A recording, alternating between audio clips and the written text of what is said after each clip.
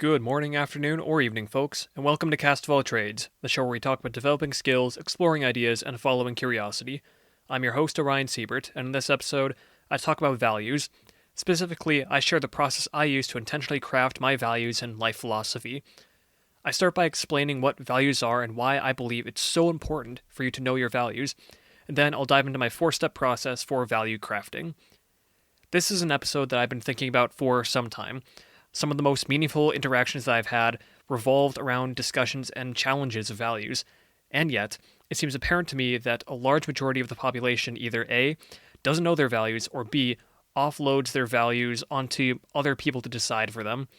I'll discuss why that's a problem in a bit, but first, if this topic of values and philosophy interests you, then subscribe to the show so you don't miss out on upcoming episodes, and leave a comment on the episode to let me know that you want more of this. I believe that all covers it. So, without further ado, how can you craft your values?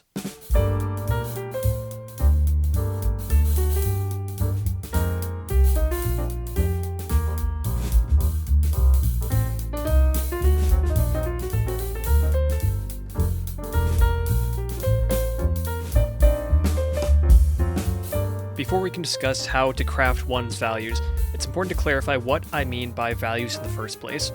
When I say the word values throughout this episode, think core principles, the general rules of your life that you're going to follow to live a quote-unquote good life. This is going to vary from person to person to person, so that's why I use this generally somewhat vague definition of values. And also, why is it so important to know your values in the first place? Most people have a general basic understanding of what their values are, and they seem to be doing just fine. Perhaps you don't need a full listicle of all the values that you adhere to, of all the do's and don'ts of everything that you do. Perhaps it's good enough to just have a feeling of, ooh, this feels right in the moment. I'd argue against that. Why do I think it's so important that you know your values and you can have concrete words to put to it? I'm going to start by saying, what if you didn't know your values? What then? What would happen? If you don't know your values, you will generally be assigned your values. People are so easily swayed and influenced by the world around them that if you don't know what you stand for, if you don't know what you personally believe in, it's so easy to fall into the trap of, I trust this person, so I'm going to follow their values. I'm going to follow whatever they say. If you don't know your values, you'll be much easier to manipulate and control by those who do know their values and want to impose those on other people. Think of it like working at a company. In this comparison, the average worker is going to be someone who does not know their values. They're someone who just shows up every day, clocks in, clocks out. They don't think too much about it. They show up, they do their job, they leave. Next up is going to be the managers. These are people who have a general rough idea of what they believe in, what their values are. They're going to talk to the main workers and push. The managers are going to enforce their values onto the workers below them. That's the managers giving the menial workers tasks and things to do every day. Then above the managers, you have the CEO, someone with a major vision for the world, someone who says, these are my values and I'm going to do whatever it takes, hell or high water, to accomplish these goals. And that's going to trickle down to the managers, which ultimately trickles down to the workers. If you think of your values like that, who do you want to be in that totem pole? Do you want to be the person at the bottom who doesn't know what they stand for, doesn't really know much of anything? Do you want to be the person in the middle who has some rough idea, can sort of feel things out in the moment? Or do you want to be the person at the top who knows exactly what they stand for and knows in any situation or can quickly figure out, based on my values and based on my principles, this is the action I'm going to take and it's going to align with my values 99% of the time? If you think about it like that, who would you rather be? I know where I'd want to stand. Also, if you don't know your values, you will walk blindly throughout your life. You're going to be the worker at the bottom, wondering why you're seemingly going nowhere. I can't tell you how many people I've seen or how many people I've heard of saying, I just feel so stuck in life. So like life is so meaningless or so pointless. Well, have you defined what a pointful life would mean? What a life of meaning would actually look like? Most people haven't really even thought about it. They just expect it to fall in their laps one day to say, oh, this is life's meaning. This is life's purpose. I guess this is what's going to happen now. But no, you have to craft that for yourself. You have to decide, this is going to be meaningful to me. Yes, it's going to take some trial and error and time for you to figure it out, and it's going to change throughout your life. But by actively seeking it out and actively trying to figure out, this is what is purposeful to me, this is what my values are, this is my value set, this is what it means to me to live a good life, you're going to be so much further ahead than the person who's wandering around wondering, why do I feel so stuck? Maybe I'll just keep on doing the same things I've always been doing and still wondering, why do I feel so stuck? The definition of insanity is to do the same things over and over and over again, expecting a different result. That's not going to happen. You gotta make a change. You gotta actively look for what you want in life. You have to decide what your values are and go based on that. So, ultimately, why is it important to know your values? Your values provide a guiding principle and heuristics that you can use to prioritize what to do in your life and to know what you will do and what you won't do and so much more. So, with all that said, how do I go about choosing values for myself? This is an exercise that I go through every couple of years generally, or whenever it feels right. Whenever I feel like this current value set that I adhere to no longer suits my purposes. Whenever I think to myself, am I going towards what I feel like is going to be a good, successful life? If no, then perhaps I need to make a change. Perhaps I need to change my values. And it's an important thing to note there. Values do change. People do change. Are you the same person that you were when you were 5 years old? I certainly hope not. Growth is good. We're going to change throughout our lives, so there isn't going to be just one set of values that's going to you're going to have to adhere to throughout your entire life, in all likelihood. There are some people who do have one set of values that they seemingly gained at birth, but that isn't most people.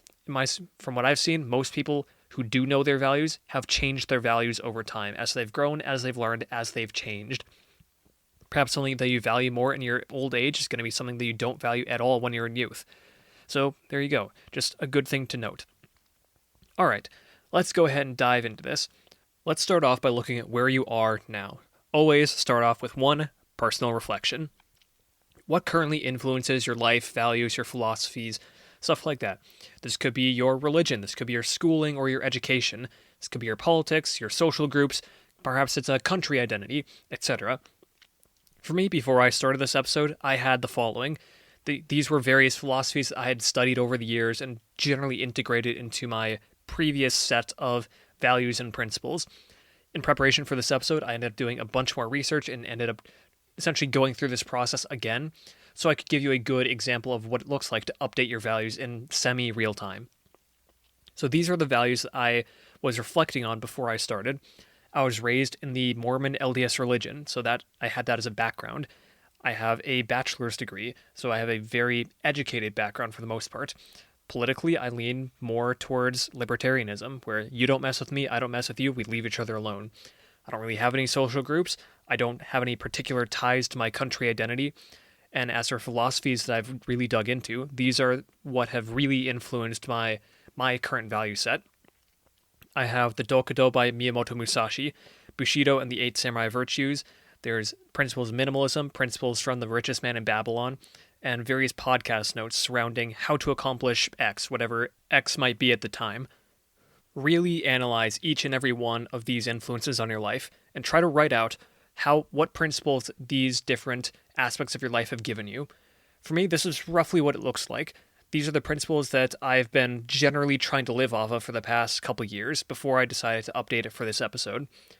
What do you currently hold as principles to live a quote-unquote good life?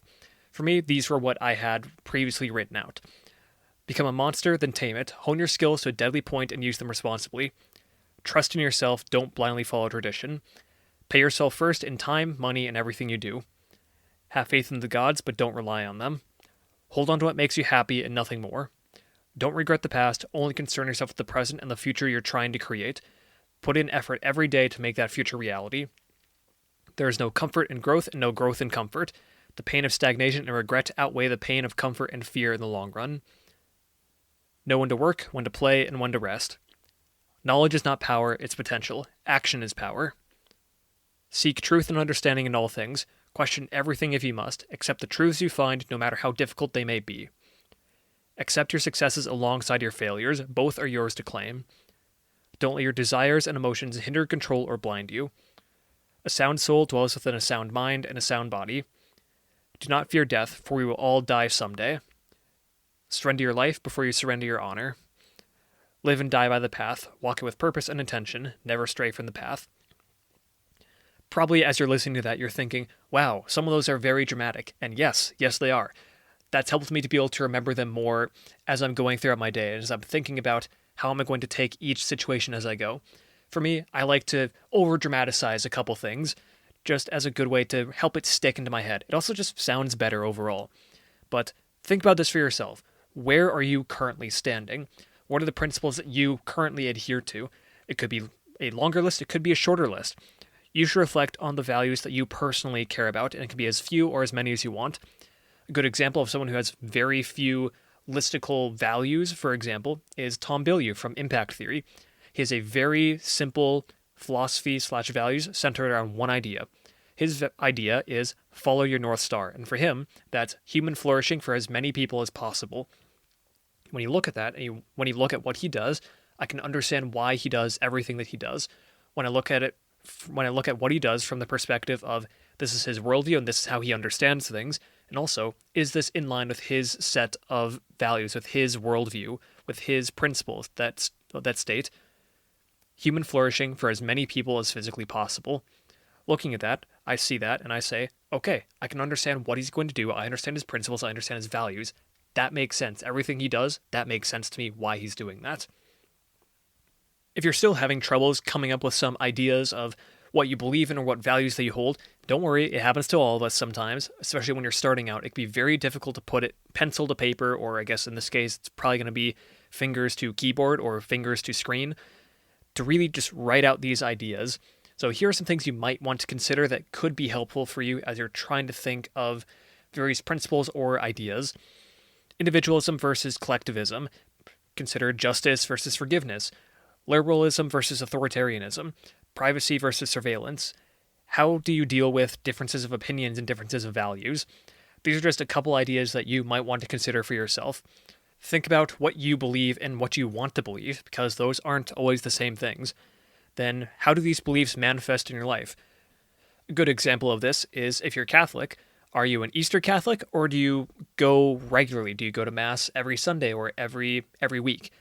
Those are two very different styles of Catholicism. Do you live these beliefs or are they more superficial? It'll vary from person to person, and there isn't necessarily a right answer to it. You have to decide that for yourself. Ultimately, this whole section of personal reflection, the goal here is to compile a list of rules and principles you follow, whether they're adopted intentionally or unintentionally. Then next, each principle, write out if it contributes towards you living a successful life or detracts from it, or it's generally just neutral. Once we have that figured out, we can go and move on to step 2, research. I love research. Research. Always love learning stuff. This is a great time for you to go out and start learning about different philosophies, different life views, different ways that people think, different beliefs, to really interpret and look at all of this and to say, why do these people believe these things? What value does this have? What do they consider to be a successful life? And do I want to adopt that for myself? In order to actively decide your values, you need to know about philosophy. Who do you respect and why do you respect them? That's a good place for you to start. As you're doing this, however, be mindful of anyone claiming that their brand of truth is the one and only truth. This is quite common amongst religions, and it's a phrase tossed around carelessly. 99.999% of these people haven't had a nuanced thought in their lives and have blindly accepted whatever principles are pushed on them by friends, families, pastors, or whatever other organizations they're a part of. So really, do go forth with the intention of learning with open eyes and with an open mind. I guess a lot of places say an open heart, but really go forward with the intent to learn, but with a sense of skepticism. Go forth with the intention of saying, I want to learn about this to see, does this provide value? What's the tangible, actual value that comes from it? A quote that sums this up well is, okay, this is cool, but does it grow corn? All you care about is the fruits of the labor. Next is, how do values and philosophies differ around the world? This could be another place that you could start of, perhaps you've grown up in the US and you're so familiar with the values and principles of the state you've grown up in. Maybe go look at different states or go look at different countries. Go look at totally different parts of the world. A good way that you can do this is if you're raised in the States, go look at Eastern philosophy. Go look at Japanese philosophy in Shintoism or Buddhism or Confucianism. Or if you haven't done too much research in philosophy at all, maybe stick a little bit closer to home. Start off with Stoicism or other philosophies spawned by the Greeks. There are so many different philosophies from around the world that you can go explore and learn about that there's almost certainly something you haven't encountered before. The three main categories of this that I'd recommend you look at is Western philosophy versus Eastern philosophy, culture versus culture if you want to go from the country or state level to compare countries and states to each other, and religion versus philosophy of comparing the principles from various religions or various philosophical arguments to see what they qualify as a successful life and the values they take in order to get there. As you're doing this research, write out all the principles that call to you and consider writing out the principles in your own words. For me, this is what I ended up doing in my stuff and it helps stick into my brain a bit better. So in the process of preparing for this episode, I of course did my own research and I added on a number of different philosophies that I hadn't learned about before. These are the ones that I added on to my running list of philosophies and their principles. I studied nihilism, stoicism, existentialism, Buddhism, Shintoism, fatalism, pragmatism, and then from a book that I just finished reading, principles from the book Crash Proof 2.0, and this is all added on to my previous list as I mentioned earlier. That's going to conclude step 2 of our process, and quite easily it will tie into step 3, organizing and narrowing.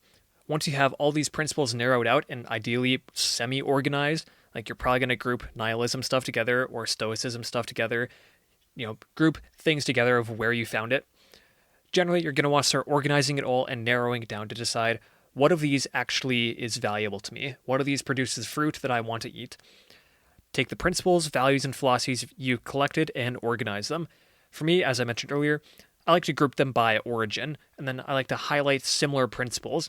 So, for example, as I was going through and learning about these new philosophies, I saw some similarities between Shintoism and Stoicism, where both had principles surrounding being virtuous and appealing to nature, where it's about being in harmony with nature. So I ended up highlighting those to be the same color, and even though they were in separate categories of Shintoism with all the Shintoism stuff and Stoicism with all the Stoicism stuff. It's essentially a way for me to sort of track points, if you want to put it that way, to say, hey, there's this principle shows up a number of times across various religions or various philosophies. Perhaps there's something more to this if many people came to the same conclusion through different philosophies. Just one way that I like to do it. But ultimately, now it's really more up to you of what you decide to believe is a quote-unquote successful life. It can be helpful to start working backwards from here to say, what is the end goal that I want to get to?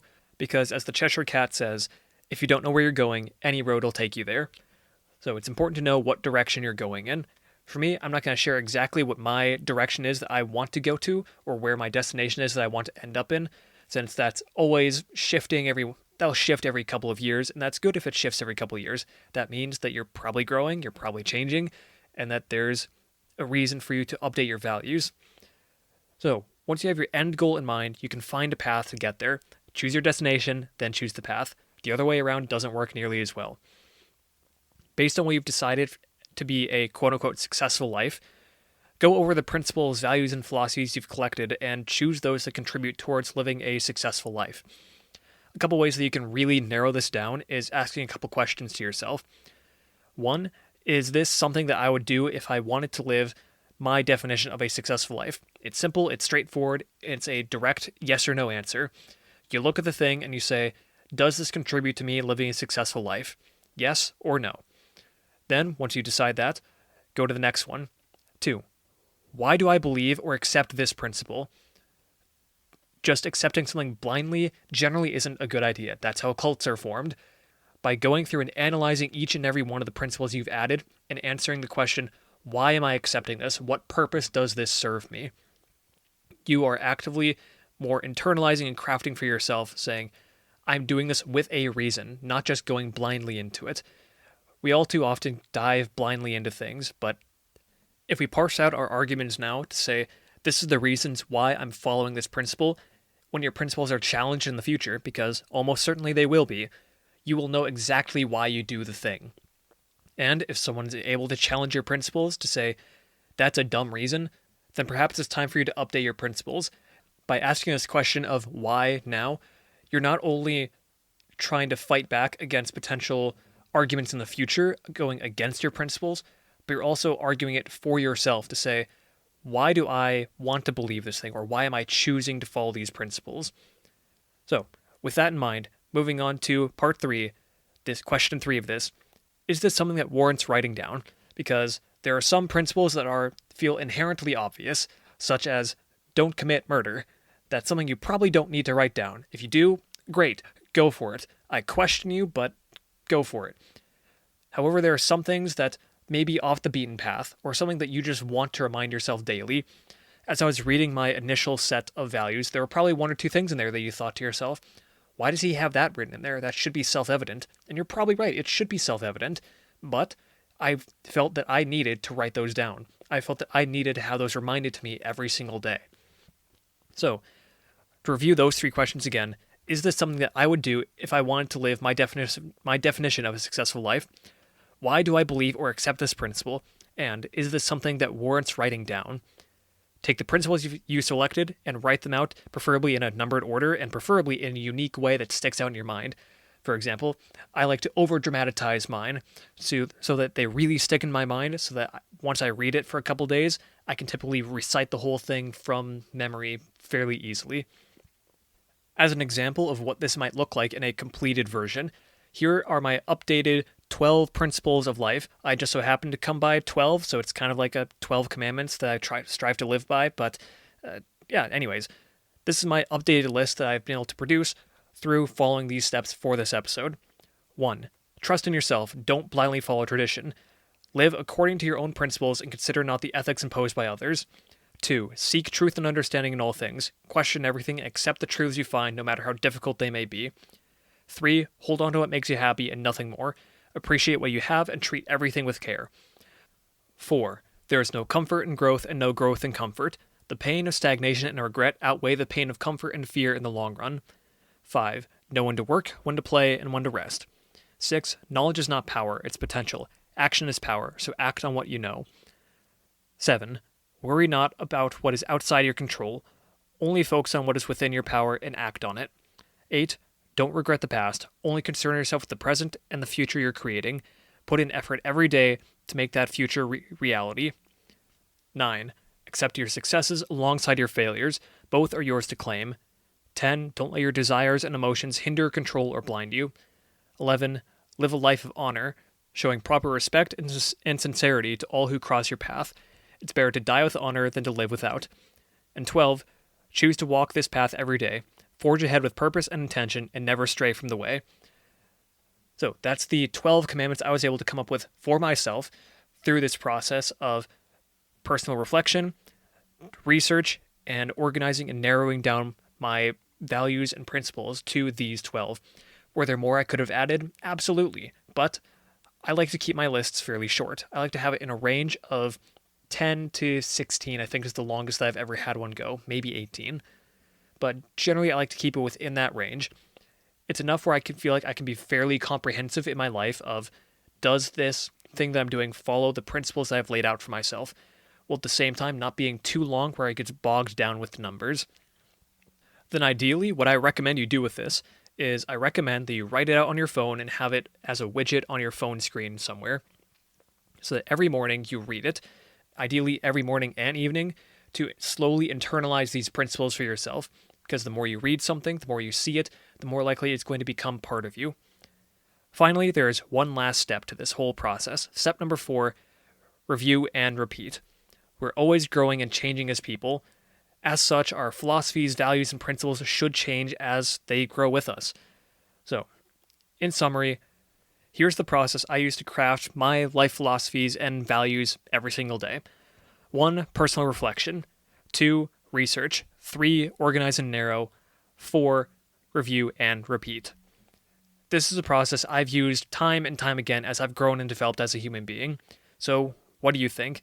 Is my process useful, or is it just a hand-wavy waste of time?